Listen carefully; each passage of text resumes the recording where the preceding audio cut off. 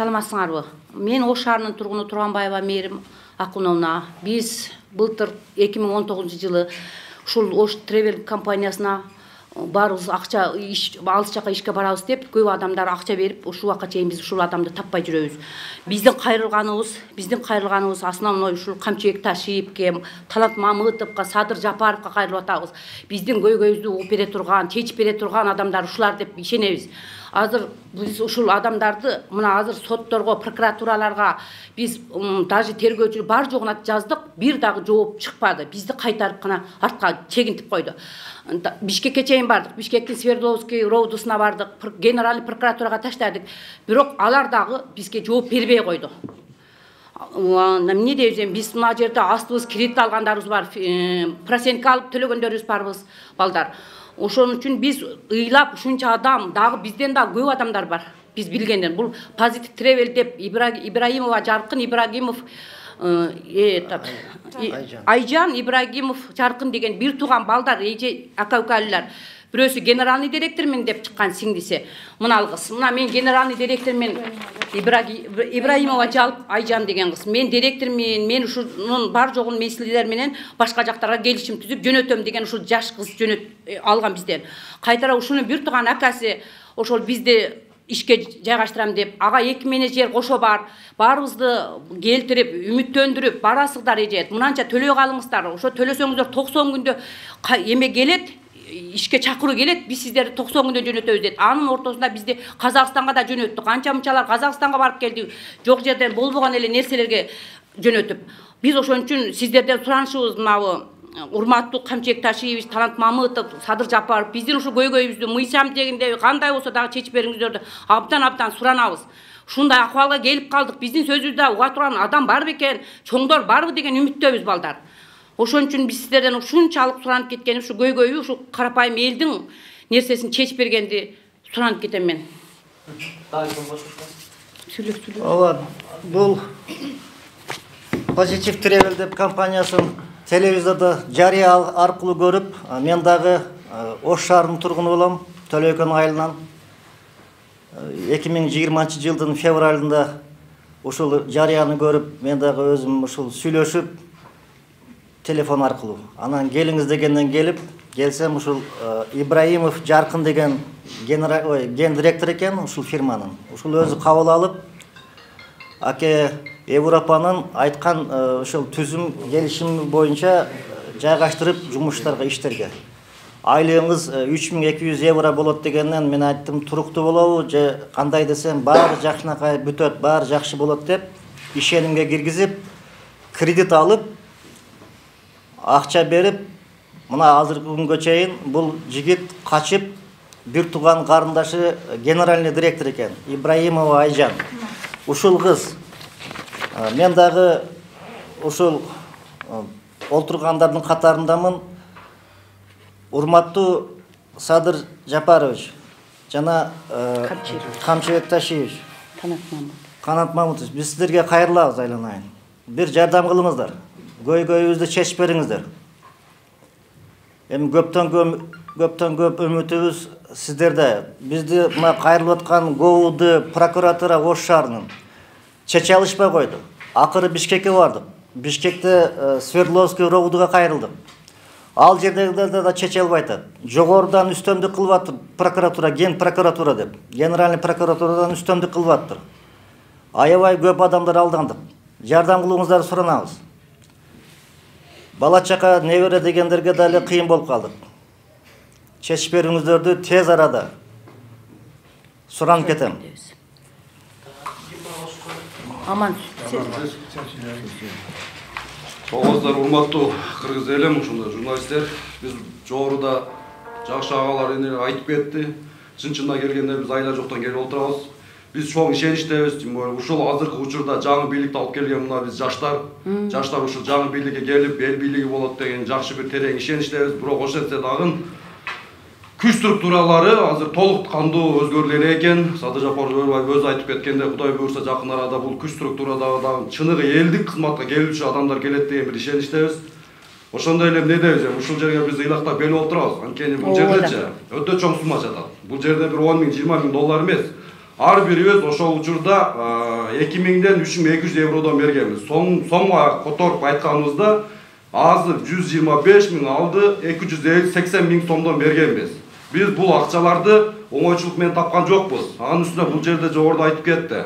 Көпчүлүк адамдар карызга алды процентке. Мен өзүм жеке өзүм өкмөттүн ишинде иштейм, бирок өкмөттүн ишинде иштегеним менен бул 250 миң сом акчамды таба албайм мен эч качан айлык менен. Айлыгым менен болгон семьямды зорго багам. Ошондуктан мен өзүмдүн үйүмдү күрөөгө коюп, кредит алып, кредит менен ошол эми 250 миңди бул акчага бергенбиз. Ушул Positive Travel деген Ош шаарынын жетекчиси болом деп Ибрагимов Жаркын. Ал эми Бишкек шаарында астынан негизги филиалынын ген директору болом деп основатель Ибрагимов Айжан деген кыз болгон. Биз жон гана бул акчабызды алып барып берген жокпуз. Биз деле ойлондук, терең ойлондук, сураштырдык. Анан дагы баргандан кийин мына биздин колубузда турат. Дистанциясы ошол Positive Travel туристик агентствонун печати Ибраимов Жаркындын колу жана суммасы бул жерде жазылган.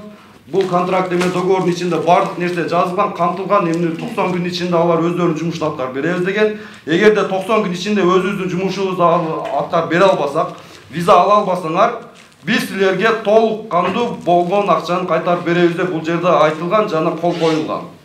90 күн эмес, мына алды 2 жыл болуп турат. Мен тапшырганыма 1 жыл болду. Биз бул туристик агентство боюнча тактадык. Булар эч кандай Д визасы деп коет, Д категориядагы виза. Бул трудоустройство боюнча виза. Алар эч кандай Д категориясына трудоустройство боюнча виза ачышпайт экен. Алар болгону туристтерге гана виза ачып беришет экен. А биз анысını тактап биле албадык. Анткени биз кантсе дагы карапайым элбиз. Биз алардын сөзүнө ишендик, алар ишендирип ушундай бир башкача адамды гипноз кылып алат экен чын-чынында келгендечи. Аны менен сүйлөшүп отурсаң бардык нерселер бардык шикарный мындай малина болуп кетет турган нерсеси да.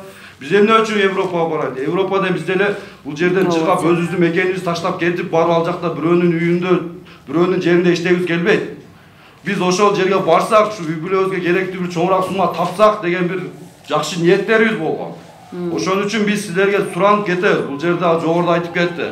Ош шаарындагы роодо барып кайрылдык биз көбүдө. Кайрылсак ал жерде заявление жазгандан кийин ачык эле айтышты, кайра жаап коюшту. Эч кандай караган жок, тергөөгө да алынган жок. Жөн эле жаап коюшту мындай кылып эле. Андан кийин биз Бишкекте Свердловский роодого бардык. Ал жерде следствие отделге кирдик. Аларга бардык арыздарды жаздык, көрсөтмөнү бердик. Эмне кандай болсо баарын айтып бердик. Алар тергөө жүргүзүп баштайбыз деди, бирок ал жактан да жогорудан ошол күч структуралары, ген прокуратура жана ушундай бир жогору жактан басымдар көрсөтүлүптүр, что бул ишти жапкыла, токтоткула, узарткыла деп. Ошон үчүн биз чоң сураныч, өтүнүч менен келип отурабыз. Биз азыр эч кандай айлабыз калбады. Биз ишенебиз азыркы жаңы бийлик, эл бийлиги элдин сөзүн угат, элдин үнүн угат деген бир жакшы ниеттер менен келип отурабыз. Ошо колдон келишинче биз аягына чыгабыз бул иште. Анткени биз бул жерде мындайча айтканда 70-80 адам эмес бар. Мындайча айтканда 150-200 миңдик долларлык чоң суммадагы акчага булар мошенничество менен бизди алдап кетти. Келип атпайбызбы? Келгенибизде ошо Жаркын отурган. Жаркын отурганда бизге ошо договорлорун көрсөткөн эми. Биз чындыгында биздин карабаганыбыздын бир себеби биз эми анча-мынча ояк жакка барбаган үчүн жана лицензияларын карабаппыз. Эми бирок бизге бир лицензия деп көрсөтүлгөн, договор боюнча кагазын көрсөткөн. Муну эже биз барып атабыз. Мына ошондо мен жанымда турганда бир баланы киргизди. Муну делге бар атат, кетип атат, документи даяр, уже 2 күндө учат эже деди. Мен деле бир эле келген, мына бала айтмакчы бир келген жок. Мен деле 2-3 жолу келип турадым. Жаркынга айттым, Жаркын сошуна кетип атабы балдар. Чын эле ким кетип атат десе, жок бала. Эже мына кетип атат. Астыңызда мына бала турат, бир өзбек баланы мага чындыгында койду. Бирок биз эми о баланын чындыгы кеттиби, кетпеди аны билбейбиз. Бирок биздин бергенибизден кийин эле уже карантин болуп калды, дейми? Бирок мага айтканда 90 күнүн ичинде сиздин балаңыз кетет деген. Мен бир эмес 2 балага төлөгөмүн. 2 баланы ушу кошунан баласам, кошуна кыйналып аткандан кошо төлөгөн болчумун. Бир кредит алып мына бала айткандай. Анан ушу кетет дегенден биз 90 күнүн ичинде деп договорубузда мен декабрда тапшырсам, февралдын этеги деген. Февралдын этегинде келсем, сиз иш күнүн чыгарыңыз дагы. Иш күн 5 күндөн гана эсептейсиз, 2 күндү чыгарганда сиздики июнга барат деди. Анан карантин болуп калды. Карантинден кийин мен июнда келдим кайта Жаркынга. Жаркынга келсем, көрүп атасыз го, Европа ачылбай атат го. Карантин болуп атат, мынандай болуп атат. Мен апам мынантип врач деди. Анда бир унчукпай кеттим. Экинчи келдим. Экинчи келгенде дагы ошентип айткандан айттым, сен 90 күнүң 2-90 күн болуп кетти го. Бербейсиңби сен? Болсо кайтар биздикин. Десек, ошо 90 күндүн ичинде мен эсли эмете турган болсом, 50%-ын алып калам деди. Биз көчөдө калган акча жок да балам, баарыбыздын тергелибиз жашообуз ошол, баарыбыз кредит алдык дегендей. Ана мен кой мага толук кылып бересиң десем, онда эсептеп бер, мага августтун этеги деген. Августтун этегинде зайне жазмак болгонбуз. Айжан келелик болчу, мен Айжан келгичекти келип зайне жазабыз десек, Айжан келет генеральный директор 28-де деди, мен келбей, балам келди. Буларды кайта сентябрдын 10-на жазасыңар деген. Онун да кайтарабыз акчаңарды деген. Онун да уже позитив тревелден түнү менен булар офисте тазалап кетип калган. Biz 11 günü sağır bilip kaldık biribizge. Oşonda menajer balдар бар болчун, Dölet sanat деген бар. Ошо Dölet ana maga bardı men үйүмө. Түнү эме саарылап, эже ушинтип түнү тазалап кетип калыптыр, позитив тревелдин ичи, иштеке калбаптыр деди. Биз шок болуп калдык да, биз каяка барабыз? Телефон кылдык, албай койду, отключен болду. Аже бу жерде олордун жашаган официалдын чындыгы билбейт экенбиз. Баарыбыздын айыбыбыз бирибизге жолуктурбаган айып болду. Биз бирибизди көргөн эмеспиз чындыгына баарыбыз. Себеби бизде ар убакка саатка чакырган. Мени 11-ге чакырсам, onu 2-ге чакырам, onu 3-ге чакырам. Көргөн эмес болуп атабыз да. Биз качан гана ошол качып кеткенден кийин гана ошо менеджер балдар аркылуу анан ар кимисинин телефонун алып анан чыктык. Ушундай ситуация болуп калды да, ошол болду. Ушул күнгө чейин же загран паспортторду алып кеткен баары бар ошонун ичинде. Бу жерде бизде бир эле буларда ошол мына менеджер балдар деле бар. Бизге менеджер балдарда айтканда биз сиздер менен биз эже каяка барсаңар ошо барабыз деди. Биз Оштун мына жерде мына бала айткандай тергөөчүгө бардык. Ол бала бек болсун деген бала. Карап туруп бизди отказ берип таштады. О жерде канча ыйлап жүрдүк. Начальнине чейин кирдик. Прокуратурага таштап койдук. Прокуратура чечкен жок. 14 күнүнө чечебиз деген. Чечпеди прокуратура. Кайтара бизди Бишкекке барайлы, койгула балдар деп. Бишкекке Свердловск, Ровдуга да бардык. А жерде дагы жазды, бар жокто алып калды. Алыскы жолдо ойлогула, акча барында бар эмес да. Көбүндө акча жок. Барса о жерде дагы бир топ сөз айтты да, олорду дагы бечараларды кысып коюптур. Түзүгөн аракет кылды алар деле. Аракет кылды, бирок аяктан кысып койгон үчүн илажы жок бизге туруп беришти. Ошон үчүн биз ушуга келип такалып атабыз. Бул жерде бар жогун эле жалган жалаларды эле шыпырып, бир адамды деле кетирбептир. 2000 угуп бар жогун текшерсек 2019-дун февралынан башталган иш экен булар. Ол Айжан менен Эменин Жаркындын иштери экен. Өзүңүз лично канча бердиңиз? Мен 250 миң бергем. Мен Полшага деп эки адамга бергем, 125 миңден төккөнмүн эки адамга деп. Кайсы Полшагабы? Полшага депкен. Samsung деген фирмага деди, барат эже жашаган жери бекер, тамак ашы бекер, анан бир айдан кийин айлык алгандан кийин анан мынандай болот деп, ошол жол киресинин ичинде төктүргөн да эми. Квитанциялар мындай турат, баары жазылып, Жаркын өзү кол коюп бизге барын берген. Бизге караңгы болуп атат. Бирок Айжандын күйөөсү өзү милиция болуш эди. Биз деле агент болуп калдык да, азыр баарын сураштырып атабыз, каякта деп атат. Бунун күйөөсү милиция болуп иштейт экен өзү, Айжандын күйөөсү. Атасы юрис экен, апасы врач экен, акалары юрис экен. Айжанга биз канча жолу кайрылдык. Айжан, биз кредит алгандарыбыз бар алтынын, бирөөдөн процент алгандарыбыз бар. Ушуну туура түшүнүп, алдын ала берип кой десек, мен сүйлөшпөйм, юрисим сүйлөшөт деди. Юриси дагы эч жооп бербей койду да. Мен Азия мамлекетине жумушка алганда жашын ограничение коет. Аны баары азыр заманда билип жүрөбүз. Instagram баягы YouTube'дан, интернеттен. Айтты, ограничение жашыңыз 55 жашка чейин деди. Анда мен дедим, жашым татыктуу эле жетиштүү экен. Кандай жолум бар десем, жолуңуз болот, биз жардам беребиз дешти. Бул Жаркын Ибраимовдун сөзү, директордун. Анан тил боюнча суроо бердим. Эми чет мамлекетте тил керек айланайын. Кандай тилди кылсак? Өзү бардык жерде азыр англис тил. Десем, жок, сиз барчу жер Нидерланды мамлекети. Бул жерге орустардын компаниясы, сизди күтүп ала турган работодатель орус. Ал жерге орус эле тил кетет деди. Орусчадан кандай сезиле? Орусчадан отлично дедим. Эң жакшы. Анда деди, сизде кыйынчылык болбойт деди. Көчөгө, шаарга чыкканда гана англис тилди же местный тилди үйрөнгөнгө интернеттен көрүп алыңыз деди.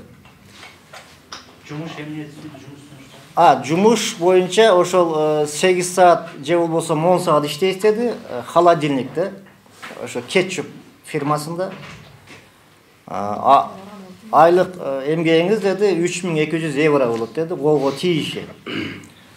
Анан муну уккандан кийин мен кайрадан дагы суроо бердим, чындап элеби, биз бул жактан барсак ончо айлык болбосо керек десем, жок, биз сүйлөшүп, договордо биз бардыгы бар, жазылган, эмгек акыңыз ошончо болот деп, анан ишенимге киргенден кийин акчаны тездетиң деп, анан акча маселесине келгенде мен айттым, азыр кое тургула. Мен да барып үйгө бала чака менен мастап ташайын деп анан кийин эч кимге жар салбай эле аялым экөөбүз сүйлөшүп отуруп ошо акча маселесин алып келдим. Булар мен 125 төктүм, андан кийин 20 миң башка беркисине кол бердим. Ошентип 145. Сен 50% төктүң да? Мен ошо 50%. Обратно барган келген. Жок.